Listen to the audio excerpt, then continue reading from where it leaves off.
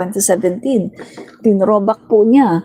At ang nakalagay nga po dito ay it was on July 2016, mga kaibigan, ay nilatag, no? Nilatag yung mga master plan, yung plano, pagkatapos 2017 na aprobahan with 33.5 billion. Yan po, mga kaibigan, no? Kaya ito po, guys, no? Nakakatawa itong mga DDS kapag sinasabi nila na bakit daw napupunta ang investigasyon sa Duterte administration. Eh kitang-kita naman na halos lahat, no? Halos lahat ng mga lumalabas ngayon, mga kaibigan, ng mga katiwalian sa flood control ay talagang itinuturo ang Duterte administration. Hindi po tayo pwedeng magbulag-bulagan dito dahil lang sasabihin nyo na ayaw nyong i-implicate ang Duterte admin. Dapat i-spare kahit na sila naman ang pinagmulan ng lahat ng mga ghost flood control projects na to, no? So, ito pa, mga kaibigan, no? Ang sabi pa niya dito, wait, post ito, mga kaibigan, sabi pa niya, wait, there is more. The post added, aside from the flood control project, we are so glad that a new infrastructure project we lobbied has been approved. The Guadalupe Lahug Diversion Road. Thank you, Secretary Mark Villar. Yan po ang sinasabi dito, ha, mga kaibigan, ha. So ngayon, kung na-approve na pala itong master plan na to ng mga flood control at drainage system sa Cebu, at kung naglabas na pala ng 33.5 billion, ang tanong, bakit ganito ang naranasan ng Cebu? Bakit ganito ang naranasan ng Cebu? So meaning to say, mga kaibigan, hindi po ito pina-implement. Ang tanong, nasaan ang pera? Nasaan ang pera, mga kaibigan? Sabi ni Governor Pam Baricuatro, Cebu deserves to know. Mga Cebuano, you deserve to know this. Yung inyong inidolize na Pangulo ng Pilipinas ang nagpahamak sa inyo. Nawalan kayo ng mga mahal sa buhay, nawalan kayo ng bahay, kotse, ari-arian dahil sa inyong inidolize na si dating Pangulong Duterte na hindi naging tapat sa kanyang tungkulin. Na ang ginawa lang ay pagnanakaw kasama ng kanyang mga opisyales. Puro pagnanakaw ang ginawa ng Duterte administration. Kitang-kita dito, mga kaibigan, ulitin ko, ito po ay post ng Governor ng Cebu, Pam Baricuatro. Cebu deserves to know. Cebuanos, yan, you deserve to know. Cebuanos are deeply shaken by devastation, typhoon, no? So, atong sabi niya, itong catastrophe na to, ito ay hindi dapat na nangyari, mapiprevent kung nagawa lang, kung napa-implement lang ang Metro Cebu Integrated Flood Control and Drainage Master Plan. Kung napa-execute lang ito many years ago. Mga kaibigan? Yan na. So, yan, mga kaibigan, no? Mark Villar. So, basahin ulit natin, yung sinasabi dito na isang post noong 2017, mga kaibigan, yan, basahin ulit natin. Post ito noong 2017. So, ibig sabihin, panahon ito ni Mark Villar at ni Duterte. Yan, basahin natin. Okay. Ang sabi po dito, mga kaibigan, sa mga ngayon lang dumating, makinig kayo, mga Duterte na ngayon lang dumating. Ito, It was on July last year when PA Michael Dino invited Secretary Villar to help Metro Cebu with its flooding woes. So, kailan daw? Last year daw. Last year. Ibig sabihin dito, 2016. Kasi 2017 yung post, no? August 24, 2017. Ang sabi dito, last year. So, 2016. Inimbita daw si Mark Villar, no? Para tumulong daw sa Metro Cebu with its flooding woes. Finally, there is now a Metro Cebu integrated flood control and drainage system. So, tuwan-tuwa siya. Finally, meron na daw master plan, no? Metro Cebu Integrated Flood Control and Drainage System Master Plan. At meron ng 33.5 billion pesos for infrastructure budget requirements is on its way. So, meron na daw. So, ngayon mga kaibigan, bakit hindi ito napa-implement? Saan nilagay ang pera? Yan po Guys, ang nag-post niyan, si Pam Baricuatro, isang DDS na gobernador. Yan, si Pam Baricuatro. Guys, anong sabi ni Pam Baricuatro? Duterte forever. So huwag kayong magalit sa kanya. Duterte to. DDS talaga to. Pero mga kaibigan, hindi naman siya pwede magsinungaling Kasi bilang isang governor ng Cebu, mas kailangan niyang unahin ang tao kaysa pag-idolize niya kay Duterte. Sabi ni Dennis Fredul Luces, basihan mo po, sino ang nag-post? Si Pam Baricuatro, na governor ng Cebu. At saan niya kinuha yung post? Doon mismo sa, dito niya kinuha yung post. Natin Office of the Presidential Assistance for the Visayas. Diyan niya kinuha. Isang isang government page na ito. Diyan niya kinuha yung post. In-screenshot niya at ipinost niya sa kanyang wall. So legit guys, legit. August 24, 2017. Mga Cebuano, wag na kayong magbulag-bulagan. Yung inyong in-idolize na Duterte, nagpahamak sa inyo. Pinagnakawan kayo. Nasaan napunta? Sagutin nila yan. Nasaan napunta ang 33.5 billion? We need accountability. Anong sabi dito ni Governor Pam Baricuatro? Cebuanos deserve to know the truth. Kailangan nyo daw malaman, mga Cebuano. Puntahan nyo ang page ni Pam Baricuatro. Puntahan ulit natin. Yan. Cebu Governor yan. DDS yan, guys. Hindi yan Maca Marcos. DDS yan. Alam niyo naman, no? Yan. Pero bilang isang governor ng Cebu, kahit na DDS siya, kailangan niyang sabihin ang katotohanan at kailangan niyang unahin ang kanyang mga kababayan sa Cebu, no? Yan po, mga kaibigan. Okay. Punta po kayo, no? Punta kayo sa post ni Pam Baricuatro. Ito po, 5 days ago. Ito po yung post niya, 5 days ago po ito. Pam Baricuatro. Hindi kita, no? Masyadong, andali, maliwanag yata. Dali, 5 days ago. Yan, no? Pam Baricuatro. Cebu deserves to know the truth. Yan. Mark Villar. Si Mark Villar po nandyan. Yan po ang kanyang post. At ang dami na palang nakakita ng post niya. Ang dami nang nag-comment. No?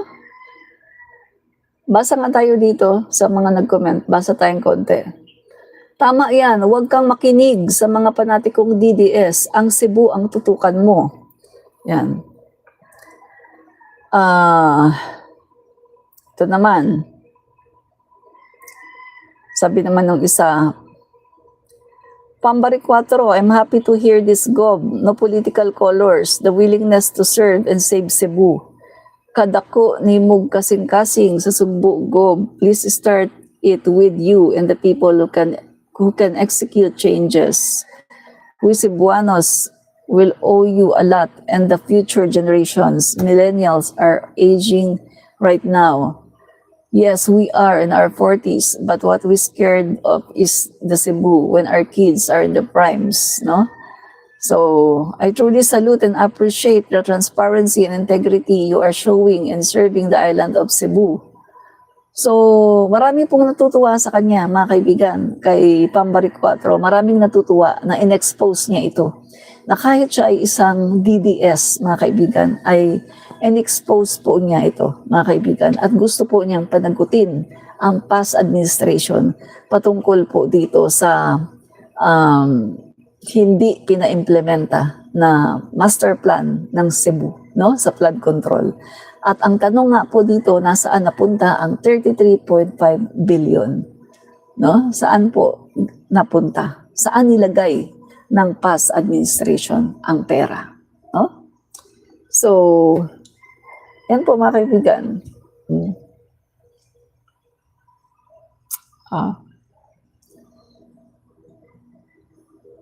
Dali, i-share ko nga itong i-share ko sa aking wall, no? Sa aking page, yung post ni Pambari 4. Para makita nyo rin. Yan, share ko na. Yan, makikita na yan mga DDS. O mga DDS, tingnan nyo. Tingnan nyo, ha? Share ko na sa aking page. Yan. Para kayo na ang bahalang tumingin, no? Kayo na ang bahalang tumingin, guys, no, mga DDS. At kung kayo ay panatiko pa rin, nasa sa inyo na yan, no? Kung gusto niyo talagang maging panatiko sa isang dating Pangulo ng Pilipinas na hindi gumawa ng tama sa inyo, no? Yan. So, lagyan natin ang caption. 33.5 billion.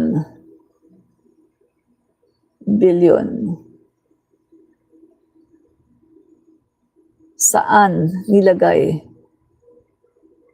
ng past administration? Bakit hindi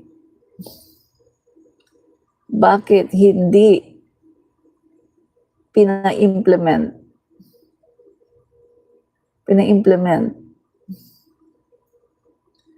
ang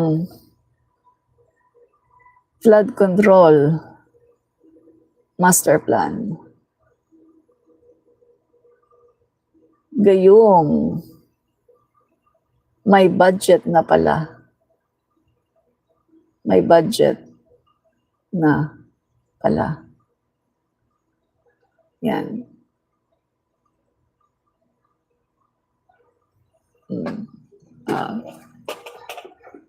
So, mga kaibigan, yan po ang katotohanan.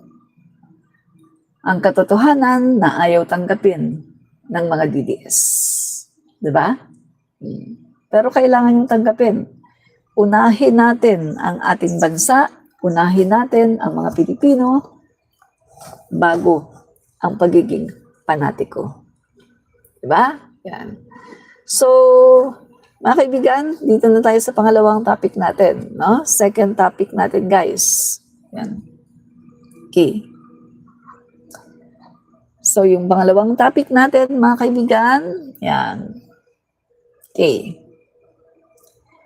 Kapag ang isang tao ay inaakusahan, bawa ikaw, inaakusahan ka, papayag ka ba na basta-basta ka na lang kasuhan or basta-basta ka na lang ikulong na wala namang nakitang ebidensya, na wala namang na-prove na ikaw ay nagkasala?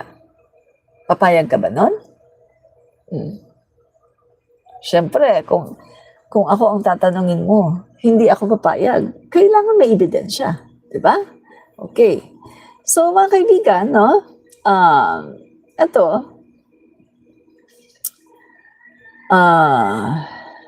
kailangan po ng rule of law, no? Hindi po trial by publicity. kung titingnan natin mga kaibigan, etong mga nagbibintang no, sa ating dating Speaker Martin Romualdez ay puro lang trial by publicity. Wala po silang inilalatag na concrete na ebidensya. Kung inyo pong napanood no, si Amy, ay puro po yung latest po na statement ni Amy no, sa Senate. Sabi po niya, balita daw niya kasi, ito daw si Martin, gagawin daw state witness. Kaso hindi na daw natuloy kasi nahiya daw, etc. etc. Ang dami niyang accusation. Well, mga kaibigan, matagal na po, nung pumutok po ang balitang yan, sinabi na mismo ng ating Department of Justice, sinabi na mismo ng Ombudsman na hindi totoo. Unang-una sa lahat, hindi po pwedeng maging state witness si Congressman Martin Romualdez. Hindi siya po pwedeng maging state witness. Bakit? Pag sinabi mo kasing state witness ka, ibig sabihin, kasama ka. Kasama ka sa krimen. Yun po ibig sabihin nun, kasama ka sa krimen. Alam mo lahat, nakita mo lahat, narinig mo lahat, kasama ka sa gumawa ng krimen. Kaya ka nga ginagawang state witness. Kasi, nandoon yung first-hand knowledge, first-hand experience mo na gumagawa kayo ng krimen. Yun po ang pagiging state witness. At kaya ginagawang state witness ang isang tao kasi, halimbawa, merong mga malalaking pangalan na walang nakitaan na ebidensya, no, na talagang magdidiin sa kanila, hindi masyadong halata ang mga ebidensya na magdidiin sa kanila, kaya kailangan po ng state witness. Ang state witness na ito ay isang tao na gumanap ng krimen, kasama sa krimen, pero lesser accountability. Kaunti lang ang kanyang krimen na nagawa. Yan po ang mga ginagawang state witness. The reason kung bakit hindi pwedeng gawing state witness ang mga diskaya dahil sila po ay primary suspect.